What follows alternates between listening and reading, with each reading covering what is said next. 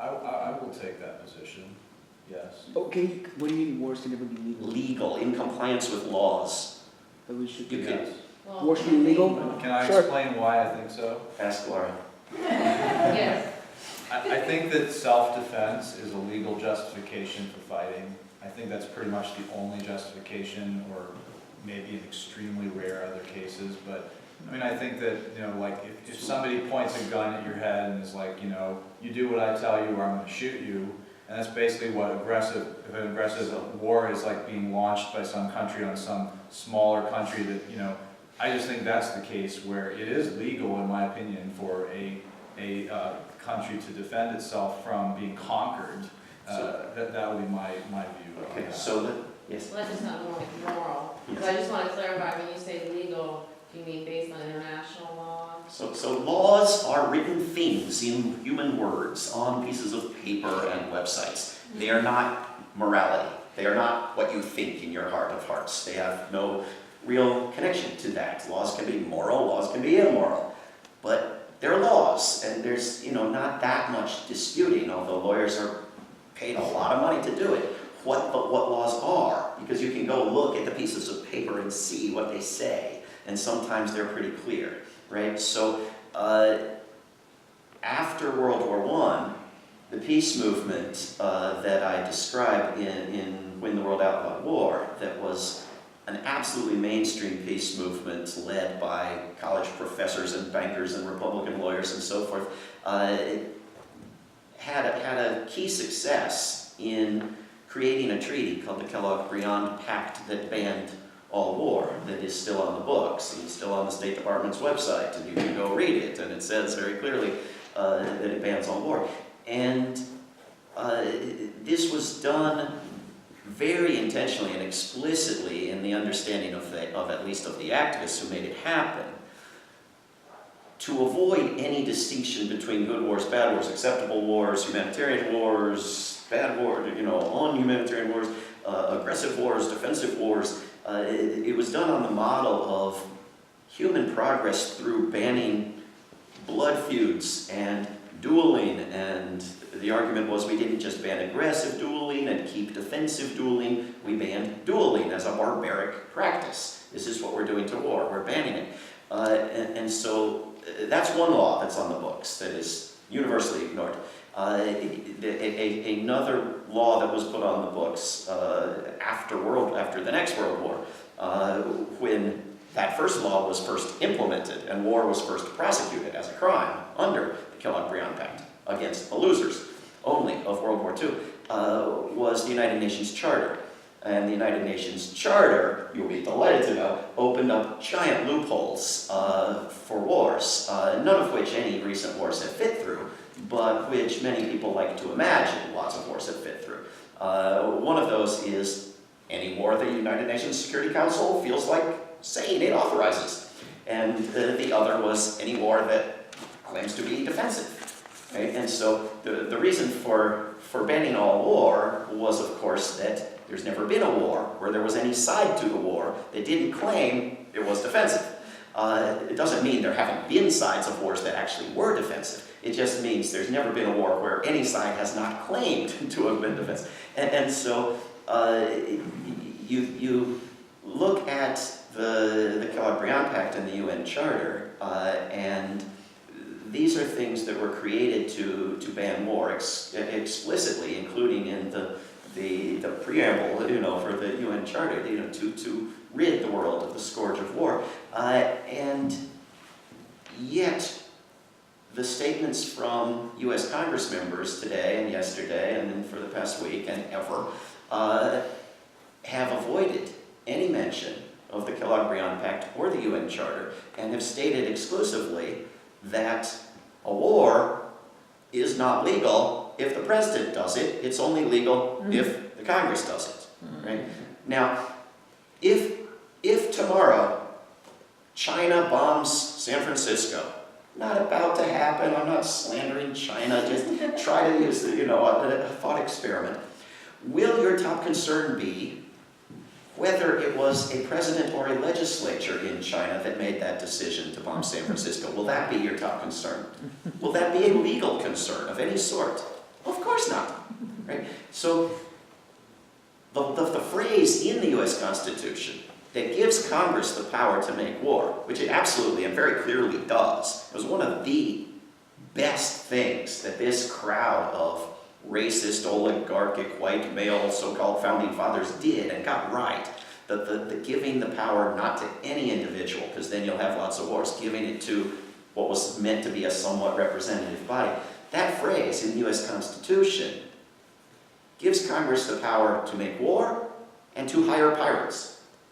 Now, Congress has accepted for many decades that hiring pirates is not legal. It's been banned. It's a barbaric, ancient practice no longer engaged in. Yet we're told that you can't ban war because it's mentioned in the Constitution. And the Constitution says who has the power, even though it hasn't exercised that power for 75 years. So, you know, I would answer that there are certain arguments to be made that war is actually illegal. And I would suggest that even those lawyers who like to use those loopholes in the UN Charter and say, well, this war is defensive, so it's okay, none of them would do anything other than laugh at the argument made by James Mattis, the Secretary of so-called Defense, that bombing Syria is a defensive act for the United States because the United States already has 2,000 troops in Syria attacking Syria, and they need to be defended. This is not the meaning of defense in these laws. The meaning is defending against a country that is engaged in attacking the territory, their fatherland, the motherland, the homeland, the fascist state. Right? This is the meaning of defense. So the United States has troops in almost every country on earth. The reason it has troops now in Syria is precisely because it was one of the few countries where it didn't have troops. You can't watch a basketball game on television in the United States without them thanking troops for watching from 175 countries. There are many other countries not in that list where the United States has troops. In many cases, it's a very small number of troops. In about 80 countries, it's a very large number of troops. But this is not the meaning of defensive, that you go put troops somewhere and then defend them with more troops or bombs or missiles, right? So, and so to then say, well, and those 2,000 troops are there because Congress passed an authorization for the use of military force. No, it didn't pass anything that remotely begins to try to justify putting troops in Syria. So there's nothing legal about this. And if Russia were bombing Saudi Arabia as legal law enforcement punishment for the admittedly much greater crimes of Saudi Arabia and in the United States, in mass murder in Yemen that is ongoing, nobody would stand for it for a second.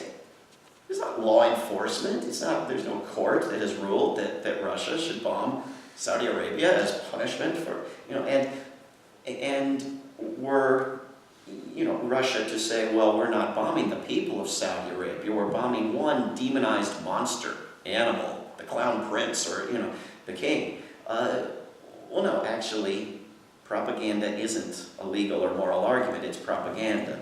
And when you say that you're bombing a monster and an animal and a demonized individual, that demonized individual, and who is in often cases very easy to demonize and guilty of lots of horrible crimes with lots of weapons, not just the bad weapons, he always makes a statement the next day, and it was always other people who are now dead, So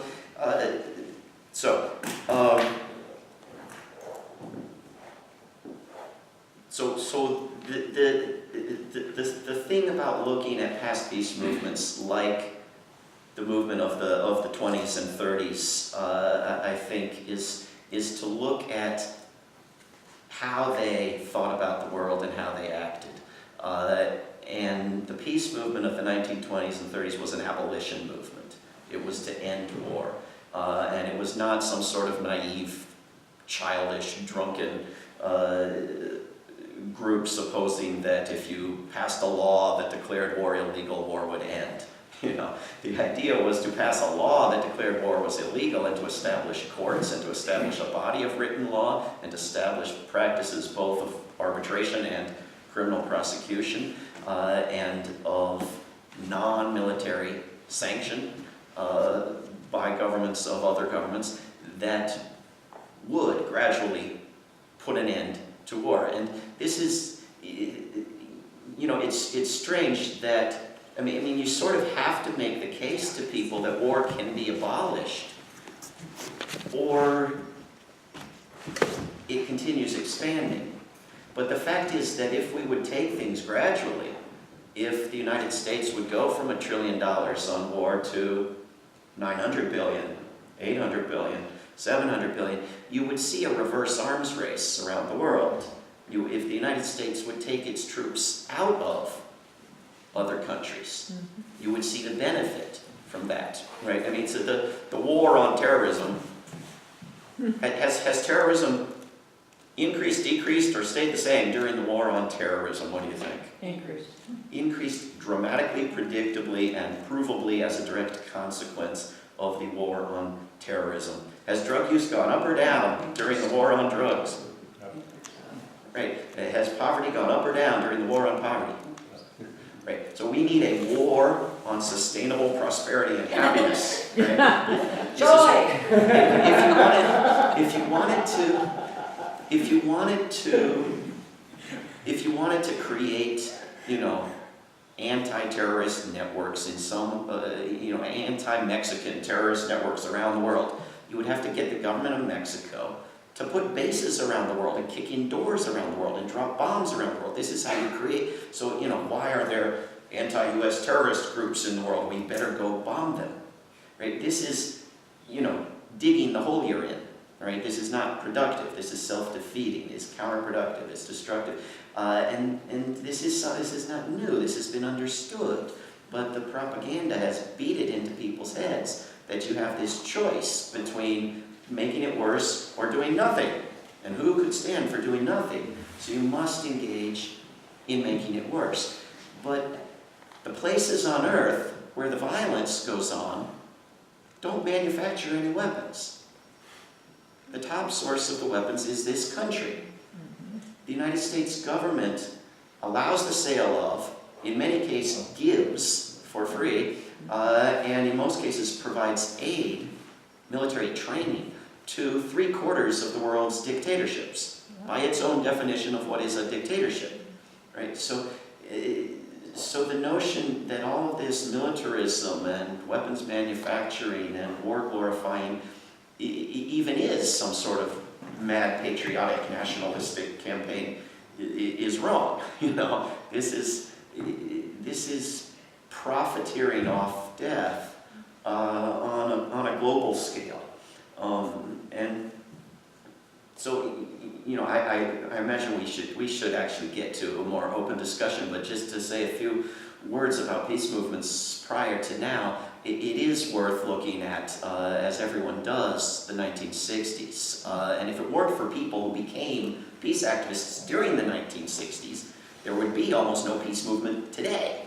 You know, this was a time of great engagement and activism and accomplishment, and driving a president out of town and creating the War Powers Resolution and seeing years of scaled back militarism that followed. So it took until Bush the senior, Bush the less disastrous, to declare that the Vietnam Syndrome had finally been kicked. You all know what the Vietnam Syndrome was, right? It was not, you know, all the illnesses created by dropping all the chemicals on the Vietnamese. It was reluctance to go to war among the U.S. public, and it was the bombing of Iraq and the bombing of 30,000 retreating Iraqi troops that shook off the Vietnam Syndrome. So there was something that happened in the 60s and 70s, but there almost had to be, because the war was so incredibly bad. I mean, outside of the Congo, you have not seen wars that bad before or since. You know, 6 million probably dead people in Vietnam, Laos, and Cambodia, right? And so people will tell you today, oh, what we really need to have a bigger peace movement is let's have a draft. You know, the draft didn't stop the Civil War, didn't stop the World Wars. It played a certain role in stopping the war on Vietnam, but not until 6 million people were dead. It's not a price worth paying. A more disastrous war in order to have a bigger peace movement is not, you know, it might get me a better job, but it's not a price I'm willing to pay. And so this notion being pushed by every Democrat on Capitol Hill and resisted by people who take their notion of good sexual relationships from ancient scriptures in the Republicans, that the progressive feminist thing to do is to force every 18-year-old female to sign up to be forced against her will to go to war, just like young male Americans, I don't consider a very wise or moral or progressive stance. I'm in favor of ending the selective service for men, not creating it for women. And so I think there are some things you can look back to that were helpful in past peace movements. Prohibiting alcohol in the 20s and 30s, the draft in the 60s and 70s, that we don't actually want to use again. So we have to be sort of selective in what we want to use and what we don't want to use, and recognize what we're up against. You know, the biggest peace movement we've seen recently in the United States was from about 2000, 2001 to about 2006, 2007. And it was largely driven by partisanship, which is a very fickle friend. Most people, the Democratic Party was out of power in 2004, 2005, and pretending that if it were put in power, it would stop wars and impeach presidents, and nothing of the sort was remotely true. And you know, when people put the Democrats in power in Congress in 2006, they immediately said, quite openly, they were going to continue and escalate the war in Iraq in order to campaign against it again in 2008. And so you had a peace movement that grew largely out of a diluted sort of partisanship and then collapsed for the same reason around 2006, 2007, when the Democrats said the important thing is to elect the next emperor a Democrat. Never mind the ongoing crimes that he or she will be bound to continue because we've done nothing about them. You then, through those years and through the subsequent years, eight years of a Democratic president bombing 8 largely Muslim, none predominantly so-called white countries, and creating a new sort of war called drone wars, this normalization of war with fewer U.S. deaths, fewer deaths you're supposed to care about, and then an election campaign between a pro-war Democrat and a pro-war Republican, where you didn't have a peace choice, but if you looked only at those two, war has become so normalized. So you had a Republican debate in 2015 where candidates were asked, would you as president be willing to bomb and kill hundreds and thousands of innocent children as part of your basic responsibility as president? And nobody batted an eyelash, you know. And so war has just been, I talk to groups around this country and ask them, you know, just give me 7 countries where the United States has done the most bombing, is really engaged in wars in the Obama and Trump years. And, you know, this is probably an exception, but I can find hardly anywhere where anybody can even name the wars. They'll all raise their hand and say some wars are just and some wars are not just. But they can't even name the wars. They don't even know what they are. And so, you know, which is a problem that no country had in the 19th century, no empire had in the 18th century, the ancient Romans didn't have, not even being able to keep track of your wars. You know, this is new. So this normalization and the privatization, so that it's mostly not troops but hired mercenaries. You get less accountability, less statistics, less information, less awareness of the deaths, and the profit motive and the recycling of this greater amount of money back into so-called campaign contributions has heightened. You know, so So these are all the things we're up against, so that when missiles go into Syria, the question is not, should Lockheed Martin be ashamed? The question is not, should the president be impeached? The question is not, should the United States be prosecuted? The question is not, should war be abolished? The question is, did he really send enough missiles? Did he secretly warn the Russians? Was this really a friendly missile attack on his buddies, the Russians?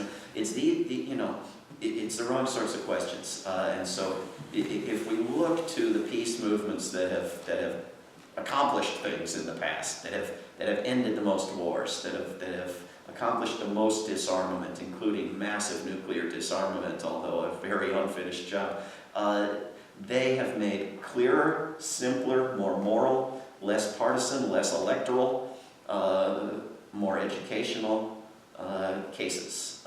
And so I think there are lessons we can learn from them.